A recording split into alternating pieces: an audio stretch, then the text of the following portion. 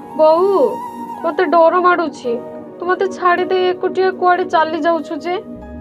ଆଚ୍ଛା ମୁଁ ଛୋଟ ଛୁଆ ବୋଲି ତୁ ମତେ ଏଠି ଶୁଆଇ ଦେଉଛୁ ନା? ଅନା ଶୁଣ ବୋଉ, ତୁ ଯୁଆଡେ ଯିବୁ ମତେ ସାଙ୍ଗରେ ନେଇକି ଯିବୁ। ଆଲୋ ହଁ ପାଗେଳି, ମୁଁ ଯୁଆଡେ ଯିବି ତୋତେ ସାଥିରେ ନେଇକି ଯିବି, ବୁଝିଲୁ?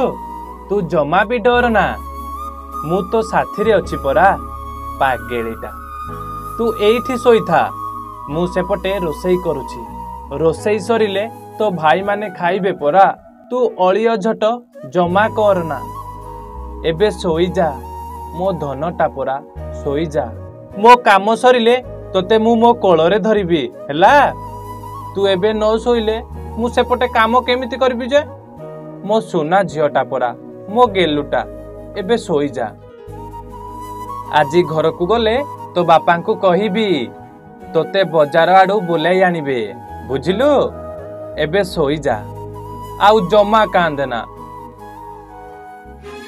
ମୁଁ କେମିତି ମଣିଷଟେ, ଗୋଟିଏ ମାର କର୍ତ୍ତବ୍ୟ ମୁଁ ଠିକ ଭାବରେ ନିଭେଇ ପାରୁନି। ଯୋଉ ସମୟରେ ଛୁଆ ସହ କାଟିବା କଥା ସେହି ସମୟରେ ଆଜି ମୁଁ ଅର୍ଥ ଅଭାବରୁ କାମ କରୁଛି। ହେ ଭଗବାନ, ତୁମେ ଏତେ ନିଷ୍ଠୁର କାହିଁକି ହେଲ? ଯଦି ମୋତେ ଗଢ଼ିବାର ଥିଲା ତାହେଲେ ଆଉ କୋଉ ଘରେ ଜନ୍ମ ଦେଲନି କାହିଁକି? ସାମାନ୍ୟ ଏ ଛୁଆଟାକୁ ମୁଁ ମୋ କୋଳରେ ଧରି ଗେଲ କରିପାରୁନି।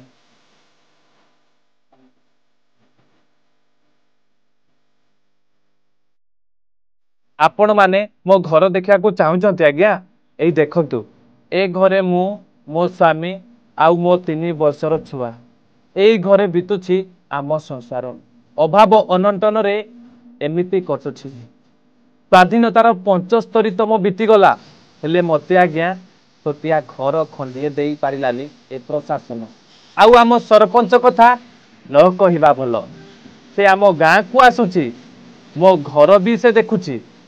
ଏମିତିକି ଭୋଟ ବେଳେ ମୋ ପିଣ୍ଡାରେ ଆସି ବସୁଛି, ଆଉ କହୁଛି ମୋତେ ଭୋଟ ଦେଲେ ତୋର ଏ ଚାଳ ଛପର ଘରକୁ ଛାତ କରିବି, ହେଲେ ଆଜି ପର୍ଯ୍ୟନ୍ତ ହୋଇପାରିଲା ନାହିଁ।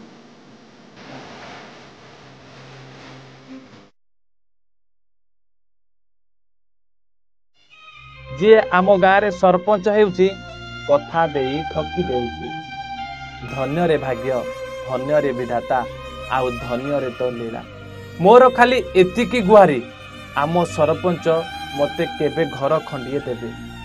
ଆଉ ଆପଣ ତ ଦେଖିଲେ ମୁଁ ସ୍କୁଲ ପିଲାମାନଙ୍କ ପାଇଁ ରୋଷେଇ କରୁଛି। ମୁଁ ହେଉଛି ରୋଷେଇଆ। ହେଲେ ଆପଣ ଜାଣିଛନ୍ତି ମୋ ଦରମା କେତେ? ମୋ ଦରମା ମାତ୍ର 1400 ଟଙ୍କା।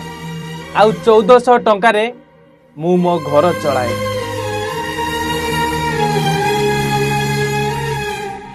ସରକାର ଆମ ପାଇଁ ବହୁତ ସୁବିଧା କରୁଛନ୍ତି।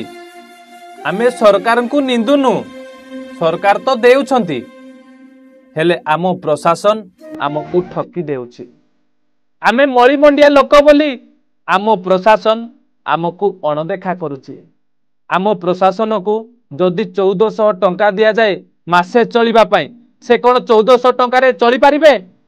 ନା ଆଜ୍ଞା, ତାଙ୍କର ଖାଲି ଇଲେକ୍ଟ୍ରି ବିଲ୍ ଆସୁଥିବ 1400 ଟଙ୍କା। କାରଣ ବଡ଼ ବାବୁ ମାନଙ୍କର ଏସି ଦରକାର, ଏସି ହାୱା ଦରକାର, ଆଉ ବାବୁମାନେ ଏସିରେ ରହିବେ, ଆଉ ଆମ ମଳିମଣ୍ଡିଆ ଲୋକଙ୍କୁ ଦେଖି ସେ ମଜା ନେବେ।